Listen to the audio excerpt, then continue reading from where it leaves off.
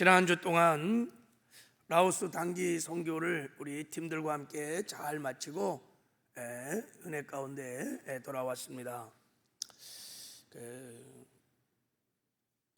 라오스 수도가 비엔티안입니다. 그 수도에서 차로 한 5시간쯤 타고 들어가면 후앙모항이라고 하는 작은 마을이 있습니다. 거기에 우리 교회에서 파송한 김창현 선교사님이 제자들과 함께 교회를 개척했어요. 그래서 우리가 여러분이 드린 추수감사절 헌금을 가지고 몇 년에 걸쳐서 성전을 건축을 했습니다. 성전이 굉장히 커요. 건축을 해서 이번에 마무리 공사를 하고 헌당 예배를 드리고 왔습니다. 하나님께서 헌당 예배 가운데 임재하셔서 큰 영광 받으시고 또 은혜를 베풀어 주셨어요. 그리고 그 김찬 선사님 제자들이 그 지역의 소수 민족들을 구원시키기 위해서 이렇게 교회들을 세웠어요. 가정교회들이죠. 그게 보니까 한 29개 정도 되는 것 같아요. 그래서 그런 교회들을 돌면서 또 격려하고 기도하고 또 사역하고 그런 사역을 은혜 가운데 마치고 돌아왔어요. 앞으로 우리 교회가 라오스 땅의 복음화를 위해서 전신하고 섬긴 은혜가 있었으면 좋겠다, 이런 마음이 있었습니다. 아무튼 여러분, 라오스 단기 선교를 위해서 기도해 주시고 또 후원해 주신 여러분께 진심으로 감사를 드립니다. 하나님이 영광을 받으셨습니다. 그리고 여러분이 후원해 준 선교 후원금도 다 성전 건축을 해서 심고 돌아왔습니다. 하나님께서 저와 여러분들을 축복하실 줄 믿습니다. 특별히 단기 선교 가는 날 새벽에 모여 또 철야에 기도해 주시는 여러분의 기도를 들으시고 또 하나님께서 큰 역사를 베풀어 주신 줄 믿습니다. 감사를 드립니다. 우리 다시 한번 앞뒤 좌우 한번 인사할 때 새해는 꼭 여주동행 하세요 한번 인사하겠습니다.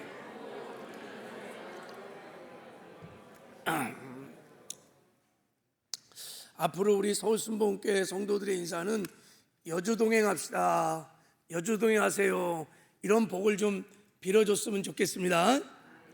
자, 우린 새해를 출발하면서 PPT 좀 보여줄래요? 우리는 신앙의 목표를 정했습니다. 새해는 나와 함께 하시는 주님과 동행하리라. 여주동행. 어떤 분이 저 여주동행의 뜻을 잘 몰라서 여주로 동행하는 거냐 뭐 이런 사람도 있고, 그래서 제가 한자를 적어왔어요. 저 여주자가 임금주자입니다. 왕, 임금, 큐리어스, 임금주자예요. 우리가 예수님을 나의 주인으로, 왕으로 영접을 했어요. 주님이 우리와 함께 하십니다. 그래서 나와 함께 하시는 주인, 내 생명의 주인, 교회의 주인, 인류의 역사의 주인, 그 주님과 날마다 일상의 삶에서 우리가 동행하는 삶을 살자. 이게 여주동행이. 할렐루야.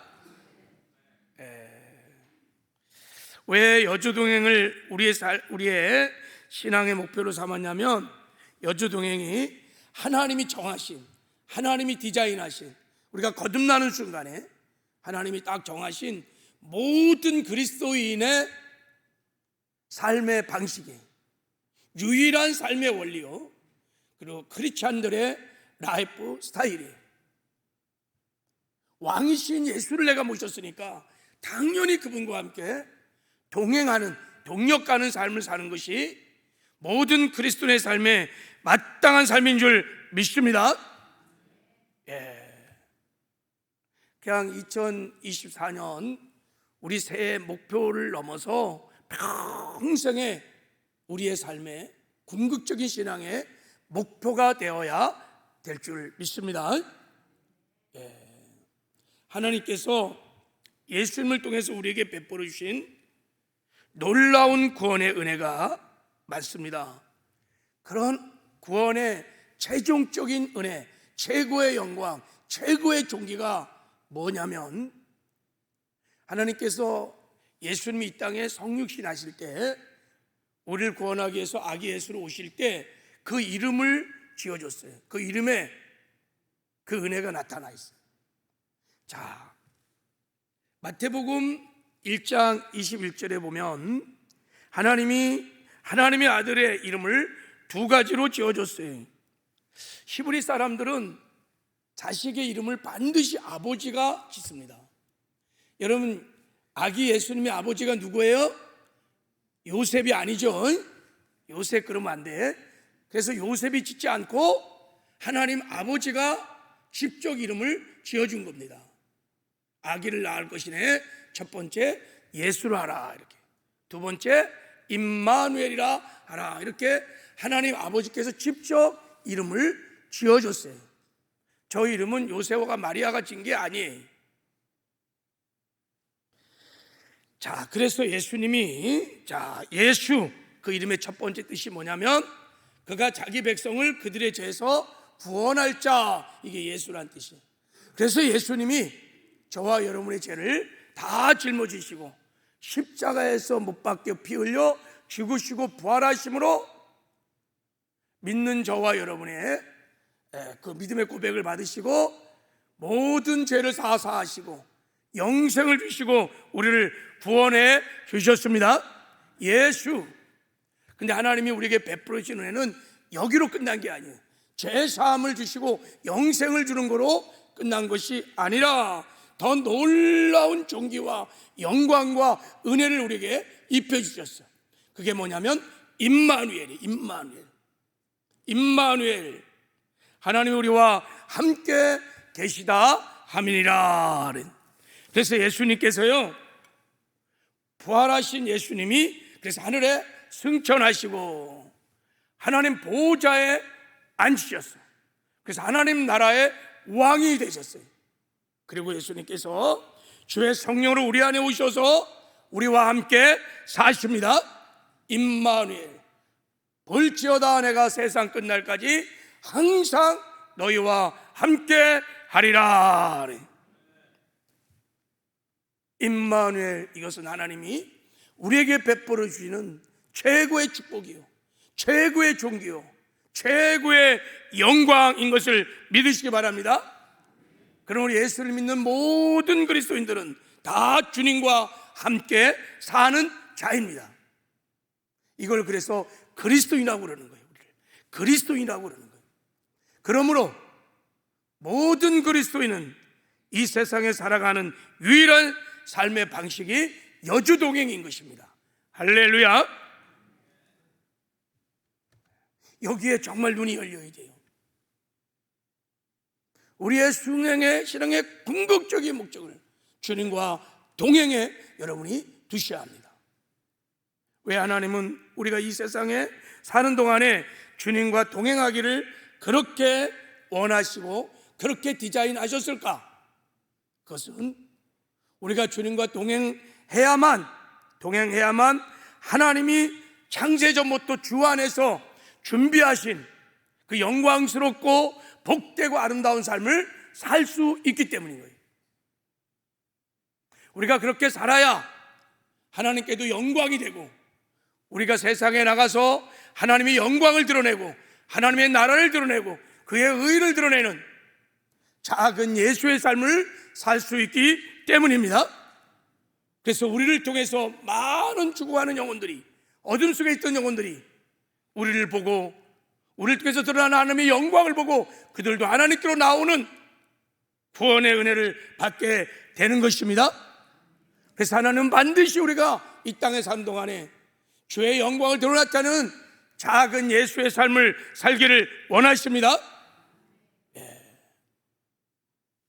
주님께서 우리가 여주동행할 때 준비하신 복된 삶을 제가 계속 반복하며 나누고 있는데, 정리해보면 7가지 하나님의 놀라운 축복된 삶을 두려움이 없는 샬롬의 삶을 크리스찬들은 삽니다. 근심 걱정 두려움이 없어요. 감사하며 기뻐하며 이 땅에서 천국을 누리는 삶이에요. 여러분, 하나님 나라의 의와 평강과 희락을 누리는 그리스도인들이 여러분 주님과 동행하는 자예요. 이게 하나님 우리에게 주신 축복이에요. 하나님 이 땅에 사는 동안 이런 삶을 살기를 원하십니다. 그리고 여러분 사랑의 삶을 살기를 원하시고, 그리고 죄와 구별된 거룩한 삶을 우리가 살 수 있습니다. 참 놀라운 삶입니다, 여러분. 누가 여러분 세상에서 죄를 이기는 거룩한 삶을 살 수 있어요? 주님과 동행하는 그리스도인들은 이런 영광스러운 삶을 살 수 있습니다. 그리고 하나님의 말씀을 지켜 행하는 의의 삶을 살 수 있고, 이기는 승리의 삶을 삽니다.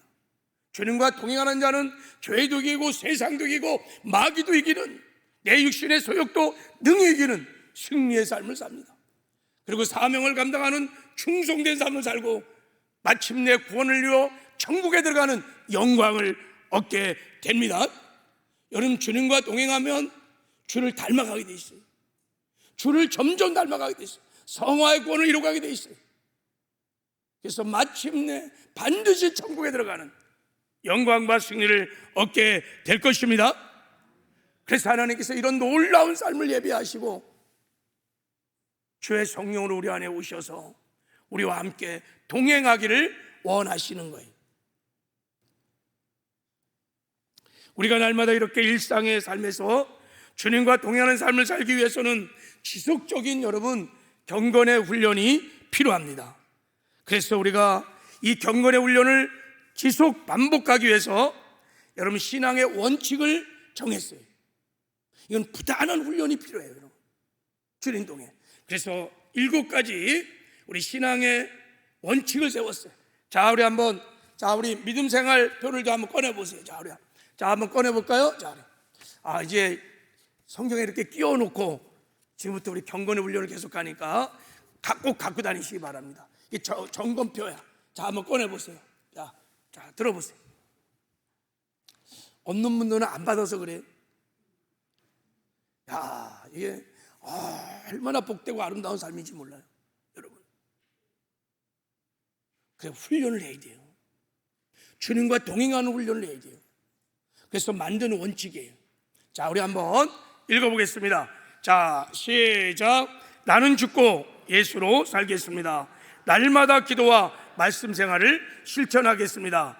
예배자의 삶을 살겠습니다. 한 사람 이상 전도하겠습니다. 가르치니 배우든지 하겠습니다. 가정에서 먼저 사랑하겠습니다. 직장과 사회에서 생활 선교사로 살겠습니다.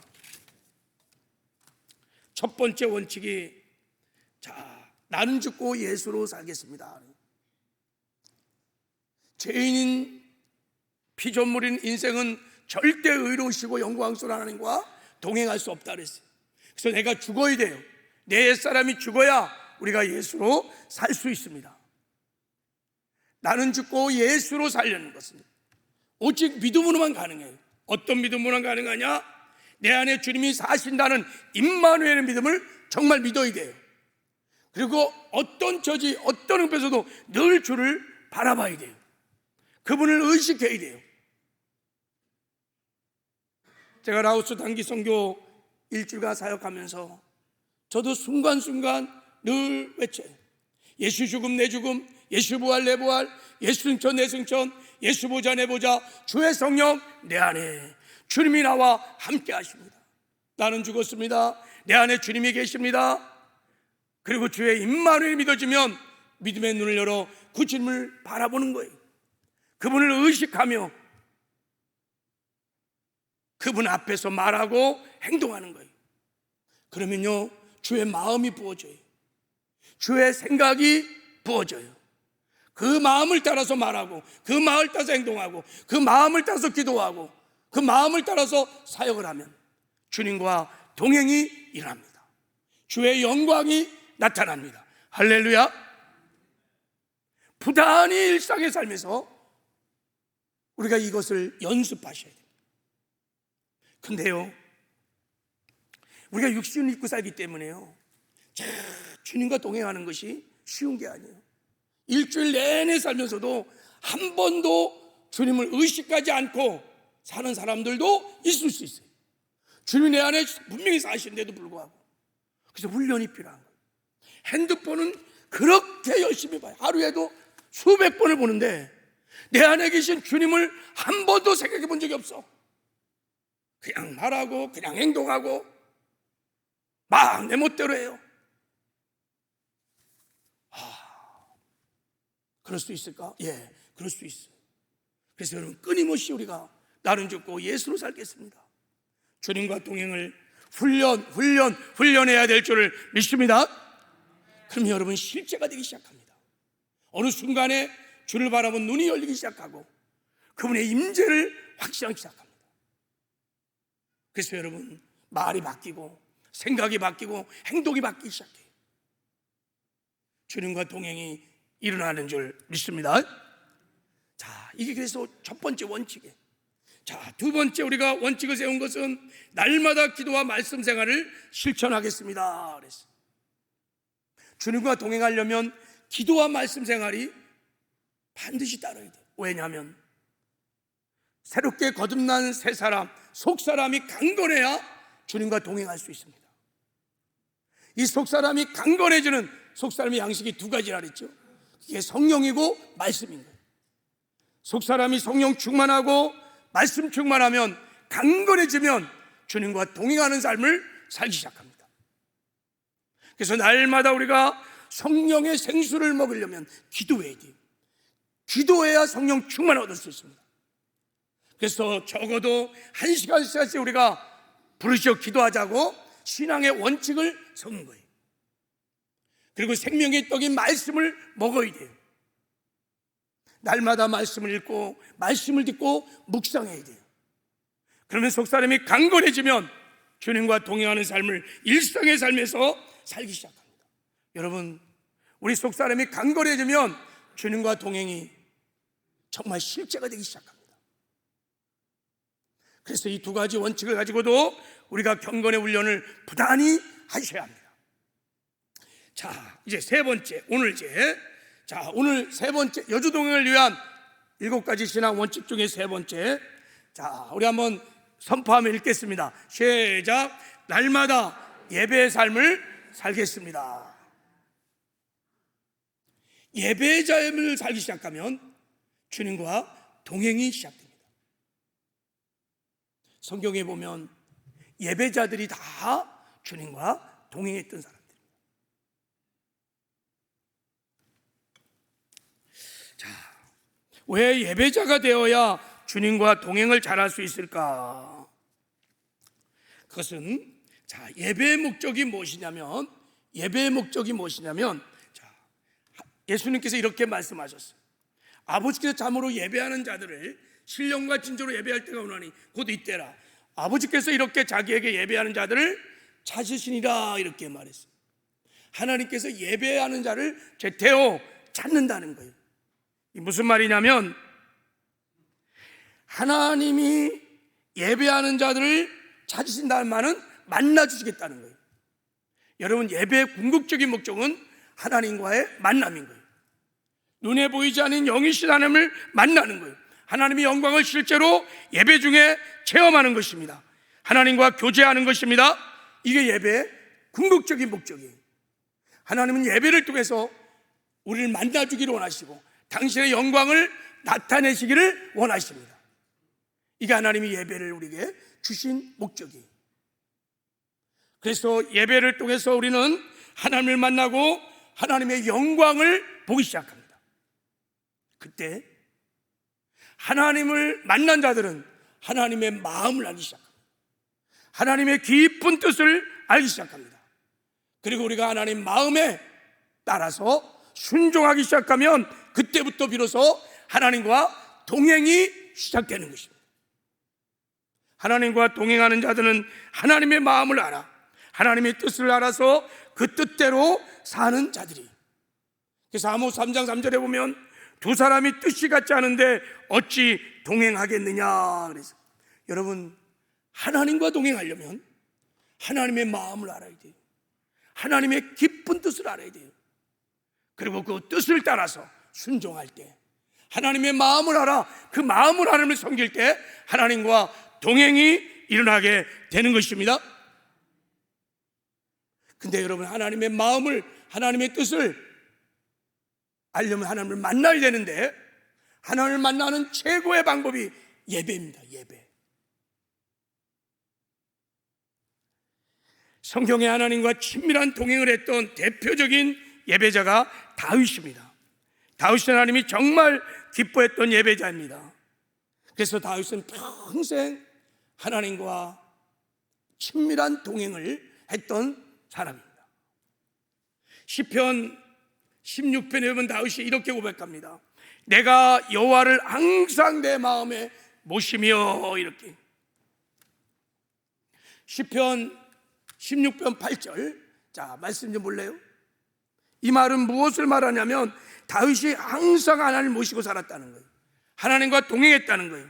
그래서 하나님의 임재가 내 안에 있기 때문에 한없는 기쁨이, 평강이 그의 마음에 넘쳤다는 거예요. 다윗이 주님과 이렇게 친밀한 동행을 했던 비밀이 뭘까? 그것은 다윗이 예배자이기 때문에. 다윗이 얼마나 하나님 앞에 예배를 사모하느냐면 다윗의 평생의 소원을 이렇게 고백했습니다. 시편 27편에 보면, 자, 우리 한번 이 말씀은 같이 한번 읽어보겠습니다. 시작. 내가 여호와께 바라는 한 가지 일, 그것을 구하려니 곧 내가 내 평생에 여호와의 집에 살면서 여호와의 아름다움을 바라보며 그의 성전에서 사모하는 그것이라. 그래서 하나님께 바라는 한 가지 소원 외에는 없어. One thing. 다윗은 평생에 한 가지 소원을 늘 하나님께 기도했어요. 그 외에는 다윗의 기도 제목이 없어. 무엇을 구했느냐? 내가 평생에 여호와의 집에 살기를 원합니다. 무슨 말이에요? 하나님의 임재 안에, 하나님의 영광 안에 머물며 하나님과 동행하기를 원한다는 거예요. 이게 다윗의 평생의 소원이.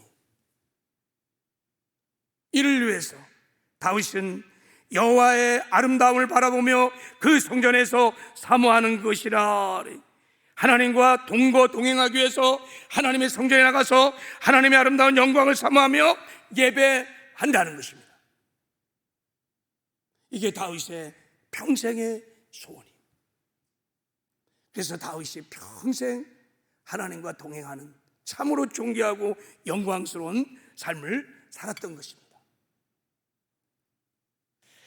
자, 여러분, 다윗은 어떻게 예배를 드렸길래, 어떻게 예배를 드렸기에 다윗은 늘 하나님과 함께 동행할 수 있었을까? 우리도 얼마나 많은 예배를 드린지 모릅니다.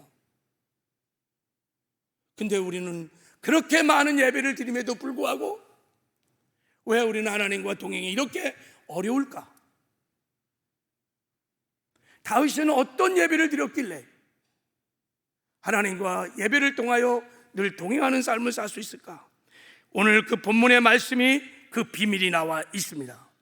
여러분, 시편 24편은 다윗 예배가 어떤 예배인지를 가르쳐주는 다윗의 시입니다. 다윗이 왕이 된 이후에요, 가장 먼저 한 것이 뭐냐면 잃어버렸던 벗개를 예루살렘으로 가지고 옵니다. 그리고 이 벗개를 모실 수 있는 장막을 하나, 텐트를 딱 준 다음에 거기에 벗개를 모시고 자그마치 30년간을 그 벗개 앞에서 예배를 드립니다. 벗개는 하나님의 임재를 상징하는 거예요. 눈에 보이지 않지만 이 자리에 주님이 함께 한다는 것을 믿고 그 임재 앞에서 다윗은 날마다 온몸 다해, 온맘 다해 전심으로 하나님을 예배했습니다. 그때 하나님 그 예배를 들으시고 기뻐 음양하시고 예배 중에 임재하셔서 하나님의 영광을 나타내 주셨습니다. 하나님은 다윗의 장막 예배를 얼마나 기뻐했는지, 오가는 세대의 다윗의 장막을 계속 말할 때 언제 말하느냐?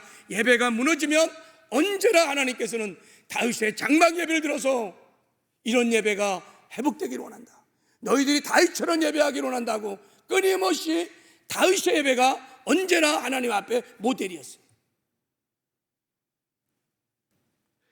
왜 하나님이 이렇게 다윗의 예배를 기뻐했을까? 여러분, 시편 23편에는 다윗이 이렇게 평생 하나님이 기뻐하시는 예배를 드리다가 놀라운 예배의 비밀을 깨닫고 쓴 시가 24편 시입니다. 그래서 시편 24편을 보면 하나님이 기뻐하는 예배가 어떤 예배인지, 어떤 예배를 드려야 우리가 하나님의 마음을 알아 하나님과 늘 동행할 수 있는지 예배의 놀라운 비밀이 이 시편 24편에 담겨져 있습니다. 다윗이 드렸던 예배를 한마디로 말하면 다윗은 언제나 하나님 앞에, 자 우리 좀 열어주실래요? 하나님의 얼굴을 구하는 예배자였습니다. 다윗은 언제나 예배를 드릴 때마다 하나님의 얼굴을 구하는 예배를 드렸어요. 이것을 그렇게 하나님은 기뻐하신 거예요. 그래서 다윗이 평생에 하나님과 동행할 수 있었던 비결입니다. 지금도 다윗처럼 하나님의 얼굴을 구하는 예배를 드릴 수 있으면 그 사람은 하나님과 동행하는 삶을 살 수 있을 것입니다. 자, 하나님의 얼굴을 구하는 예배는 어떤 예배일까? 다윗이 이제 그 예배가 어떤지를 시편 24편을 통해서 우리에게 말씀해 줘요. 자, 먼저 3절에 다윗이 이렇게 말합니다. 여호와의 산에 오를 자가 누구냐? 그의 거룩한 곳에 설 자가 누구냐? 이렇게 물어요. 여호와의 산이 하나님의 임재가 있는 성전산입니다. 하나님의 영광이 있는 곳, 하나님을 만나서 하나님의 영광을 보고 하나님과 교제할 수 있는 곳, 그 여호와의 산에 오를 자가 누구냐? 그 말은 하나님의 임재 안에 거할 자가 누구냐? 하나님의 영광 안에 거할 자가 누구냐? 하나님과 동행할 자가 누구냐? 이렇게 묻는 거예요. 누가 하나님과 동행할 수 있겠느냐? 묻는 거예요. 누가? 자, 이어서 4절에 이렇게 말합니다. 자, 곧 손이 깨끗하며 마음이 정결하며 뜻을 허탄두지 아니하며 거짓 맹세하지 아니한 자로다. 그는 여호와께 복을 받고 구원의 하나님께 의를 얻으리니 이는 여호와를 찾는 족속이요 야곱의 하나님의 얼굴을 구하는 자로다. 그랬어요. 하나님과 동행하는 자들은 첫째, 손이 깨끗한 자, 마음이 정결한 자, 뜻이 허탄한 데 두지 아니한 자, 거짓 맹세하지 않은 자, 여호와께 그래서 복을 받고 하나님께 의롭다고 인정을 받은 자들, 그들은 하나님과 동행한다는 거예요. 의로운 삶을 사는 자들이 하나님과 동행한다는 거예요. 그런데 이어서 6절에 이렇게 말합니다. 어떻게 그들이 하나님 앞에 복을 받아 의로운 삶을 살았는가? 그 이유를 6절에 밝히는 거예요. 자, 우리 6절은 한번 읽어보겠습니다. 시작. 이는 여호와를 찾는 족속이요 야곱의 하나님의 얼굴을 구하는 자로다. 그들이 여호와를 찾는 사람들, 하나님의 얼굴을 구하는 예배자였기 때문에 그들이 하나님 앞에 의로운 삶을 살아서 하나님과 동행하는 삶을 살 수 있었다는 거예요. 그러니까 여러분, 하나님이 기뻐하는 하나님의 얼굴을 구하는 예배자였기 때문에 그들이 하나님과 동행을 할 수 있었다고 지금 다윗은 지금 고백하고 있는 거예요. 그렇습니다, 여러분. 우리가 하나님과 동행하기를 원한다면 예배자가 되어야 합니다. 특별히 예배를 드릴 때 다윗처럼 하나님의 얼굴을 구하는 예배를 드려야 합니다. 그러면 우리도 의로운 삶을 살아서 하나님과 동행하는 삶을 살게 될 줄을 믿습니다. 자, 그러면 지금 오늘 본문에서 말하는 다윗이 하나님의 얼굴을 구하는 예배라는 것은 어떤 예배일까? 나는 지금 하나님의 얼굴을 구하는 예배를 드리고 있는가? 여기서 하나님의 얼굴을 구한다 할 때 이 얼굴이 여러분 히브리어로 파넴이라는 뜻이에요. 이게 파사라는 단어에서 나온 건데, 여러분, 하나님은 얼굴이 있어 없어요? 없어요. 하나님은 손이 있어요? 없어요? 없어요. 근데 성경에 보면 하나님의 손, 하나님의 얼굴, 또 하나님의 또 눈, 이런 표현이 막 나와요. 이건 하나님을 의인화시킨 거예요. 그러니까 이 하나님의 얼굴을 구한다고 할 때도 이거를 우리가 비유로 해석을 해야 돼요. 하나님 우리처럼 얼굴 갖고 있는 분이 아니에요. 그래서 이 단어를 보면 이게 파님이라는 단어를 썼어요. 이게 파나라는 데서 나온 건데 이것은 무슨 뜻이냐면 서로 맞대어 서서 친밀한 관계를 맺는다, 이런 게 마음과 마음이 통하는 친밀한 교제를 할 때 했습니다. 그러니까 여러분, 하나님의 얼굴 구하는 예배는 나의 어떤 필요와 나의 문제 때문에 하나님의 도움을 구하고 하나님의 능력을 구하고 하나님께 무엇을 구하는 것이 아니에요. 하나님 자체를 구하는 거예요. 하나님의 임재를 구하는 거예요. 하나님의 영광을 구하는 거예요. 왜 하나님의 임재, 하나님의 영광을 구할까요? 하나님을 알고 싶어서, 하나님의 마음을 알고 싶어서, 하나님의 깊은 마음을 알고 싶어서, 그래서 하나님의 마음을 따라 하나님을 섬기려고, 하나님의 뜻에 순종하려고, 하나님의 기쁨이 되려고, 그래서 하나님을 구하는 거예요. 하나님 예배 와서 내가 은혜 받기 원합니다, 이거 해주세요 저거 해주세요가 아니라 하나님을 구하는 거예요. 하나님의 임재를 구하는 거예요. 하나님의 영광을 사모하는 거예요. 하나님을 만나서 하나님의 마음을 알아, 하나님의 마음을 따라 하나님을 섬기고 싶은 간절한 소원이 다윗의 예배자의 마음에 있었던 거예요. 여러분, 복음성가에 보면 하나님 아버지의 마음이라는 이런 찬양이 있습니다. 가사가 얼마나 아름다운지 몰라요. 아버지, 당신의 마음이 있는 곳에 나의 마음이 있기를 원해요. 아버지, 당신의 눈물이 고인 곳에 나의 눈물이 고이기를 원해요. 아버지, 당신이 바라보는 영혼에게 나의 두 눈이 향하기를 원해요. 아버지, 당신이 울고 있는 어두운 땅에 나의 두 발이 향하기를 원해요. 나의 마음이 아버지의 마음을 알아. 내 모든 뜻 아버지의 뜻이 될 수 있기를. 나의 온몸이 아버지의 마음을 알아. 내 모든 삶 당신의 삶이 되기를 원합니다. 이게 하나님의 얼굴 구하는 예배입니다. 내가 아버지의 마음을 알아. 내가 아버지의 뜻을 알아. 그 뜻을 이루어 나의 삶이 아버지의 삶이 되기를 원합니다.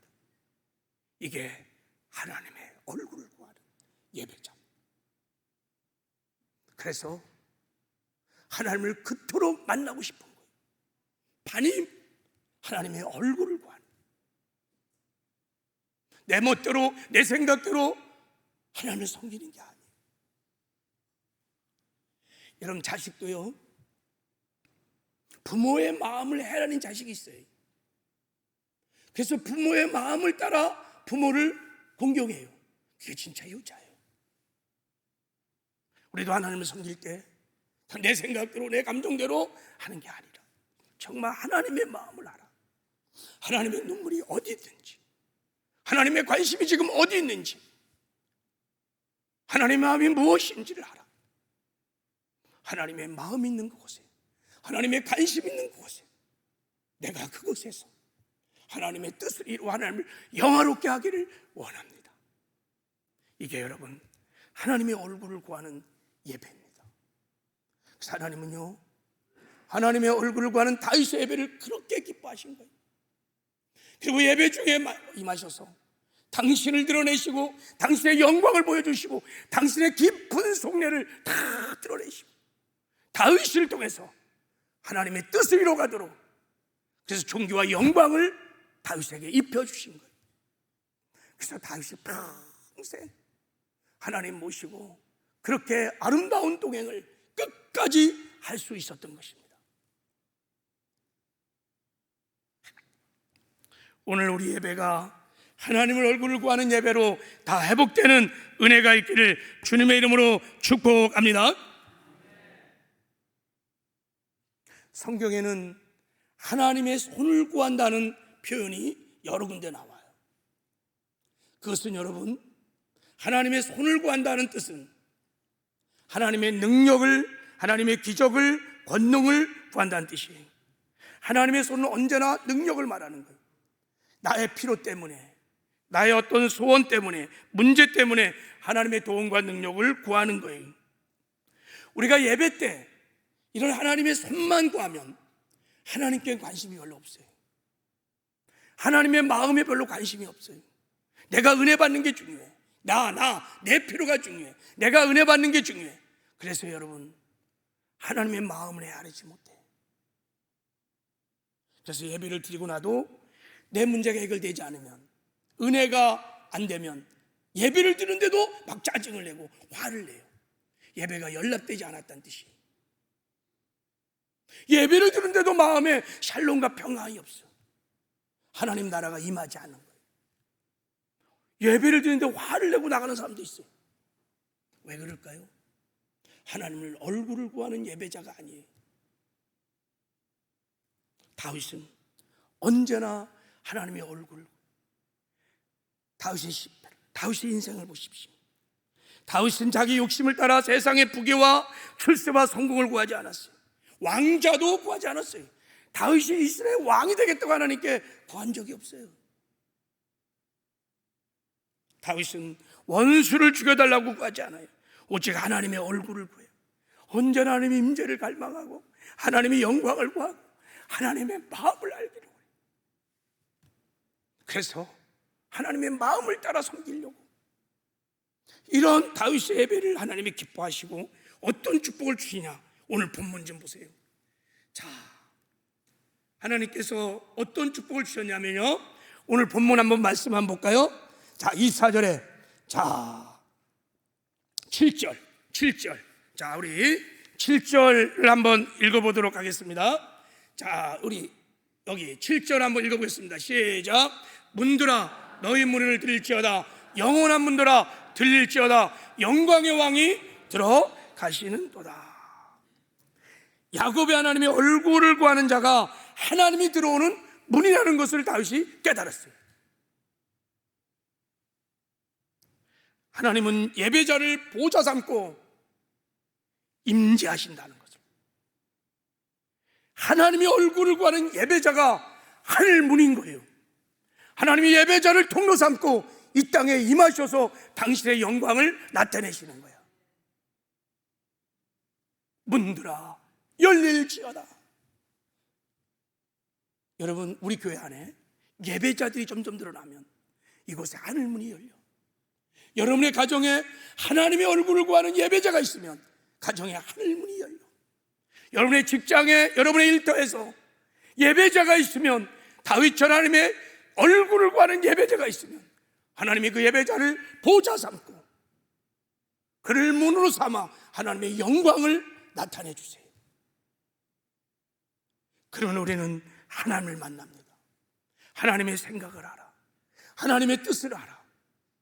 그래서 주님께 순종함으로 주님과 여주동행의 삶을 살게 되는 것입니다. 그래서 여러분, 하나님의 얼굴을 구하는 예배자들은 예배 특징이 있어. 언제나 예배를 드릴 때 하나님의 임재, 쉐카나 영광, 지성소에 가서 예배를 드리려고 그래요. 그래서 하나님께 나갈 때 절대 자기 의와 자기 공로로 나가지 않아요.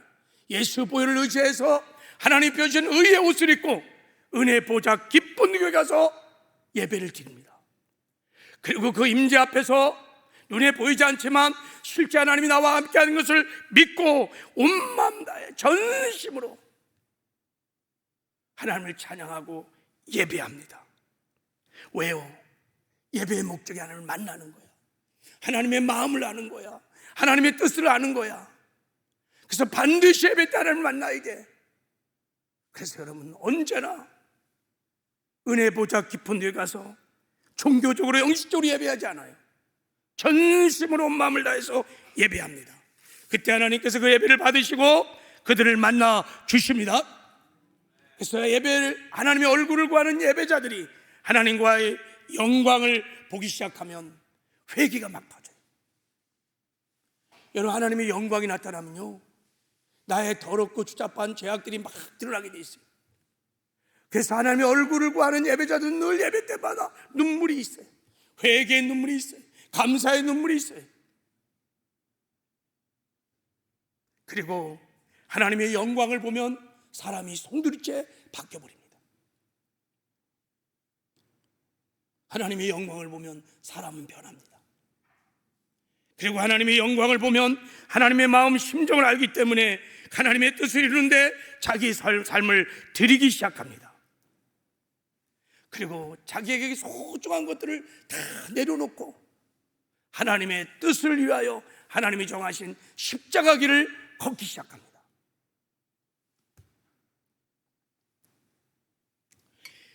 남편은 포항공대 교수였고 부인은 약사였대요. 큰 대학병원 앞에서 약국을 크게 했는데 한 달 매출액이 수억이래, 수억. 이런 부부가 어느 날 그 좋은 직업 다 버리고 중국 선교사로 헌신했어요. 충격이었어요.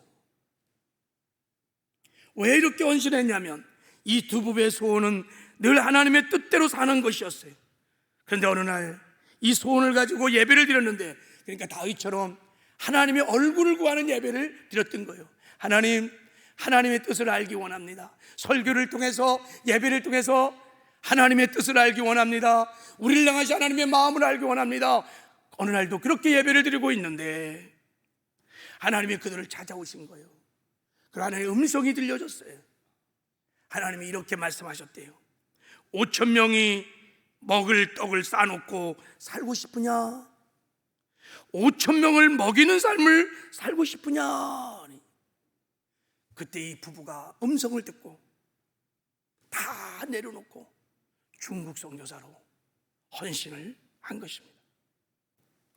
지금도 예배 중에 영광을 보면 이런 헌신들이 일어납니다. 그래서 의의 길을 주님과 동행하는 삶을 살아요. 여러분, 새해부터 우리는 다 하나님의 얼굴을 구하는 예배자가 되시기를 주님의 이름으로 축복합니다. 그러면 한 가지 이제 결단하셔야 돼요. 언제나 예배를 드릴 때 여러분의 동기를 점검하셔야 돼요. 예배가 수단이 되지 아니하고 목적이 되도록 언제나 여러분 예배를 드릴 때 내 자신을 여러분이 준비하셔야 합니다. 예배가 수단이 아니라 목적이 되게 하셔야 돼요. 예배를 드릴 때 나의 피로 목적을 위해서 하나님의 도움과 능력만을 구하는 예배를 수단으로 여기면 안 된다는 거예요. 하나님의 얼굴이 아닌 하나님만 손만 구하면 여러분 그 예배는 하나님이 연락하지 못하는 가증한 예배일 수도 있어요. 여기서 오해하지 말 것은 우리의 필요와 우리의 문제를 위해서 하나님께 도움을 구하지 말라는 뜻이 아니에요. 예배는 여러분 내가 받는 것이 아니라 내가 하나님께 드리는 거예요. 할렐루야. 예배의 주인공은 내가 아니에요.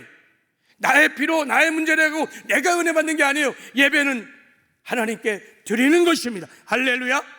언제나 예배의 목적은 하나님께 있어야만 합니다. 근데 너무나 많은 사람들이 예배를 목적이 아닌 수단으로 드리는 분들이 너무 많아요. 그래서 예배가 연락되지 않는 거예요. 하나님과 만남이 없어요. 하나님의 마음을 몰라요. 하나님과 동행이 안 되는 거예요.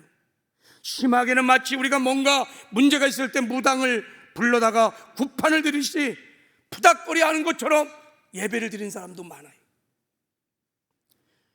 우리 예배도 수단이 되면 이렇게 타락할 수 있습니다.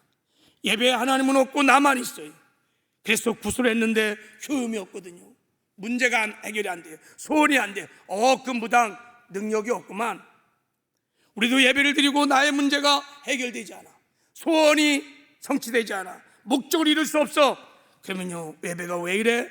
왜 이렇게 은혜가 없어? 그리고요, 목사가 능력이 없구만. 자기가 원하는 사람을 불러서 예배 드려. 다 여러분 타락한 예배, 연락되지 않는 예배들, 하나님을 만날 수 없어요. 그런 예배를 수만 번 드려도 회개해 본 적이 없어요. 변화가 일어나지 않아요. 하나님의 뜻을 몰라요. 하나님과 동행이 일어나지 않아요. 평생 수만 번을 예배를 드는데도 변화가 없어요. 한 번 예배로 이렇게 이 교수 부부처럼 송두리째 인생이 바뀔 수도 있는 예배를 그렇게 많이 들었는데도 불구하고 회개해 본 적이 없어요. 변화도 안 일어나요.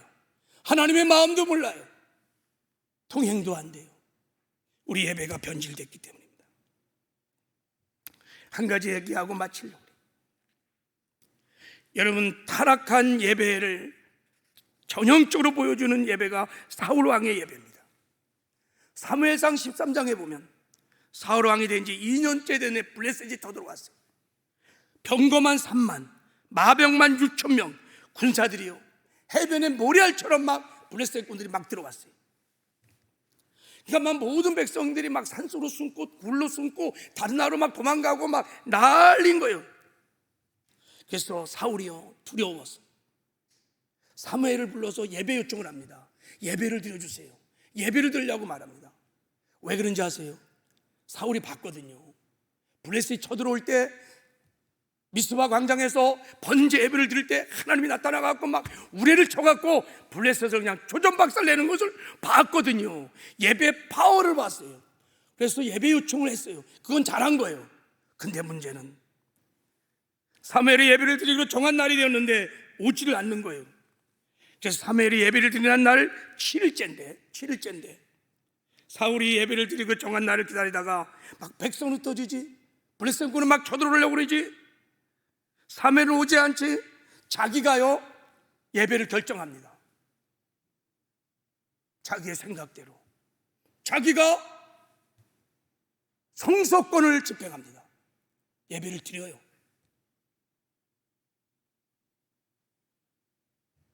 사실 사무엘이 정한 날 오지 않은 게 아니에요. 7일째 왔어요. 근데 사울 왕이 하루 이틀 기다려 6일째도 안 와. 사울이 어떻게 생각? 7일째도 안 오겠지? 그리고 자기가 드린 거예요. 사실은 사무엘이 7일날 왔어요. 번제를 자기 마음대로 드리는 사울 왕하여 사무엘이 하나님의 음성을 들려줍니다. 하나님이 말씀했어요. 왕이 망령된 짓을 했다. 성소권을 지 멋대로 망령대로 했다. 내가 저를 버리리라. 하나님께서 그의 마음에 합한 자를 이스라엘 왕으로 세우리라. 그게 다윗이에요. 사울 왕은 하나님께 예배를 드리다가 망했어요. 왜 예배를 드리는데 망했을까요? 사울 왕이 예배를 드린 목적이 하나님이 아닙니다. 그는 하나님의 얼굴을 구하지 않았어요. 하나님의 뜻을 구하지 않았어요. 거기에는 관심도 없어요. 오직 사울 왕은 이 전쟁에서 이기는 데만 관심이 있었어요. 이 전쟁을 이기기 위해서는 예배가 필요한 거예요. 하나님의 능력이 필요한 거예요. 예배를 통해서 하나님의 능력을 힘입어 이 전쟁에 이겨서 백성들로 하여금 야, 역시 우리 사울 왕이 최고야, 칭찬과 명성을 인정을 받고 싶어서 예배를 통해서 하나님의 능력을 갖고 싶었던 거예요. 예배 드린 목적이 나의 필요, 나의 문제, 나의 기분, 나의 목적을 해결하기 위함이라면 그 예배는 하나님께 드려질 수 없는 이미 타락한 예배, 거기는 하나님이 없어요. 그래서 사울은 예배 때문에 사실은 버림을 받았어요. 다윗은 어릴 때부터 하나님을 얼굴 구하는 예배자였기 때문에 하나님께 쓰임을 받았어요. 끝까지 존귀와 영광을 입혀줬어요. 예배를 보면 저가 하나님을 얼마나 경외하는지, 얼마나 사랑하는지를 알 수 있습니다. 우리 예배는 어떻습니까? 나는 지금 예배를 드리는 동기가, 목적이 무엇입니까? 다윗처럼 하나님의 얼굴을 구하는 예배를 드리고 있습니다. 하나님을 만나서 하나님의 마음을 알아, 하나님의 뜻을 알아, 내가 하나님을 사랑하기 위하여, 하나님을 영화롭게 하기 위하여, 하나님의 뜻을 이루기 위하여 하나님의 임재를 구하는, 영광을 구하는 예배를 드리고 있는가? 아니면 사울처럼 나의 필요한 목적을 위해서 하나님의 손만을 구하는 예배를 드리고 있는가? 아니면 이것도 저것도 아니고 그저 습관적으로, 형식적으로 때가 됐으니까 그런 종교적인 예배를 드리고 있지는 않는가? 여러분, 예배가 타락하면 우리 심령도 다 타락합니다. 다시 예배가 살아나면 우리 심령도 다 살아나게 될 줄을 믿습니다. 예배뿐만 아니라 여러분 모든 신앙생활에서 하나님의 얼굴을 구하셔야 돼요. 기도할 때도 하나님의 손만 구하지 말고 하나님의 얼굴을 구하는 기도를 하십시오. 성경을 읽을 때도 여러분 하나님의 손만 구하지 말고, 이걸 읽어서 내가 은혜 받고 내 필요를 채우려고 하지 말고 더 넘어서 하나님은 어떤 생각을 갖고 있을까? 하나님의 뜻은 무엇일까? 하나님의 마음은 무엇일까? 내가 어떻게 하나님을 잘 섬길 수 있을까? 이런 하나님의 얼굴을 구하며 성경도 보시기 바랍니다. 교회에서 봉사할 때도 여러분 하나님의 얼굴을 구하며 봉사를 하십시오. 무엇을 결정할 때도 일상의 삶에서 하나님의 얼굴을 구하십시오. 내 마음대로, 내 생각대로, 내 형편대로 결정하지 말고 하나님 마음을 따라 하나님의 뜻대로 결정하여 하나님의 영광이 나타나도록, 나를 통해서 하나님의 나라가 나타나도록, 그래서 하나님의 기쁨이 되고 내가 하나님과 동행하는 복되고 아름다운 삶을 살 수 있도록 늘 하나님의 얼굴을 구하는 저와 여러분 되기를 주님의 이름으로 축복합니다. 할렐루야. 자,